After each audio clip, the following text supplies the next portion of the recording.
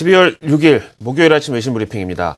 미국 증시가 나스닥만 하락 마감을 했네요. 근데 우리 증시는 뭐 전기전자 업종의 비중도 그렇고 나스닥 지수에 조금 더 민감하다고 알고 계시는데 오늘만큼은 사실상 플러스 마감으로 생각하셔도 무방하겠습니다.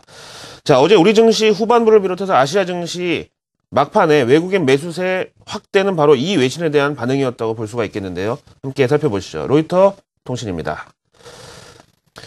우리나라도 그렇지만 보통 중앙은행 연말 통화정책회의는 대부분 조금 비둘기파죠. 그러니까 연말에 좀 훈훈하게 보내라는 뜻으로 유동성을 조금 풀어지는 식으로 이렇게 나오는 경우가 일반적인데요.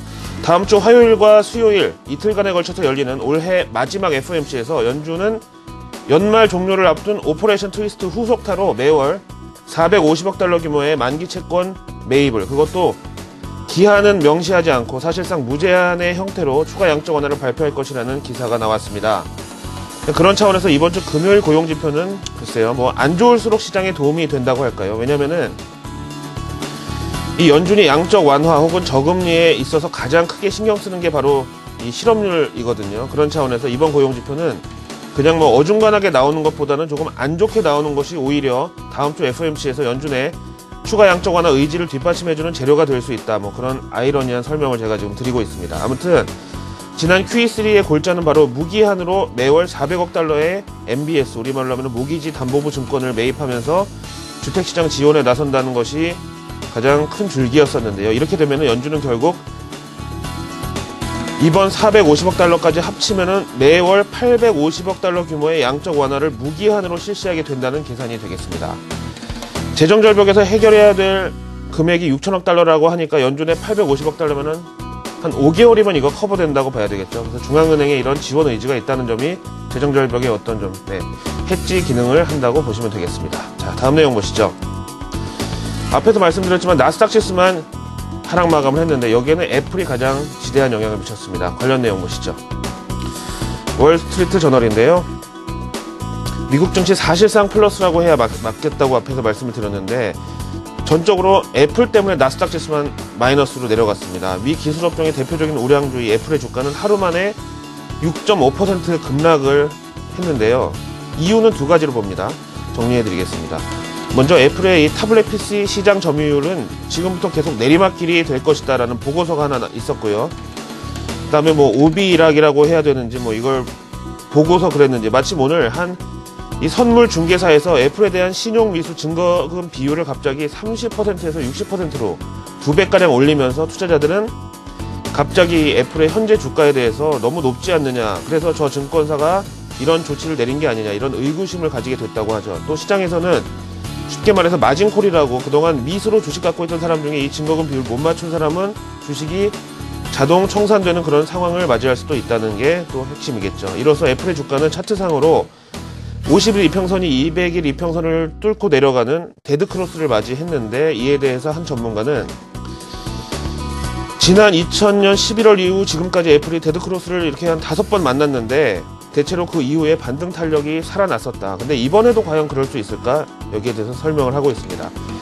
자, 어쨌든 애플의 주가는요, 삼성과의 지난 이 특허권 소송 여파가 지나간 9월 이후부터는 우리나라 삼성전자와 코스피 지수와 좀 동행하는 추세를 보여왔는데 오늘만큼은 애플의 6%대 급락이 굳이 우리나라 삼성전자와 코스피 주가에 부담이 될 이런 요소를 생각하실 필요가 없겠다.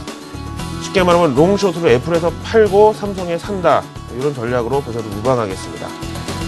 자, 이제 재정절벽 얘기 또 한번 나눠봐야 되겠죠. CBS 뉴스 기사 보시죠. 우리나라 근대사에 봐도 뭐 그렇지만 정치인들이 도저히 풀지 못하는 그런 숙제를 경제인들이 나서서 해결해줬던 사례가 많이 있었죠. 지금 제목은 제가 뭐 임의로 저렇게 달아놓은 게 아니고요. 제목 그대로 오바마가 로비를 한다라는 이 표현이 등장을 했습니다.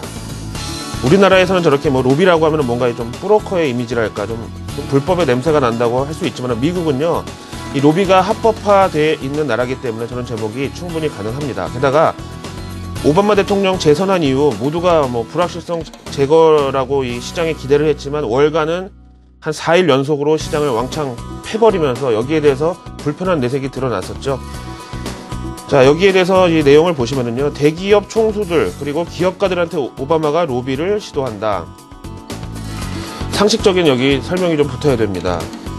지난번 이 선거에서 공화당이 비록 대권은 내줬지만 하원에서 과반을 차지하면서 자신들의 이 지지 기반인 보수층과 고소득층을 어떻게든 지켜줘야 이 표심에 보답하는 길이 되겠죠.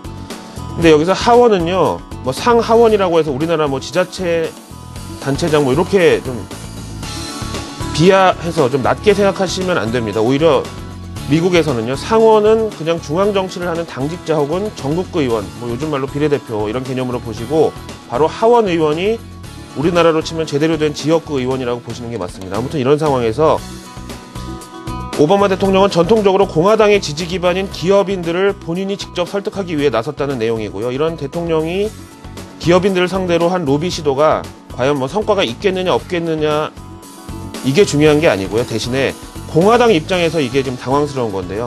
뭐 쉽게 말하면은 남편과 아내가 뭐 중내 산에 막 심하게 부부싸움을 하고 있는데 갑자기 아내가 남편 부모님, 즉 시부모님과 손을 잡으려고 하는 이런 시도에 대해서 공화당이 당황하지 않을 수가 없다는 점이 중요하죠. 그러다 보면 이러다가 뭐 나만 나쁜 놈 되는 거 아니냐 이런 식으로 어쨌든 협상에 대해서 좀 더 적극적으로 의지가 더 고무될 수 있다는 점에서 이 내용을 보시면 되겠습니다.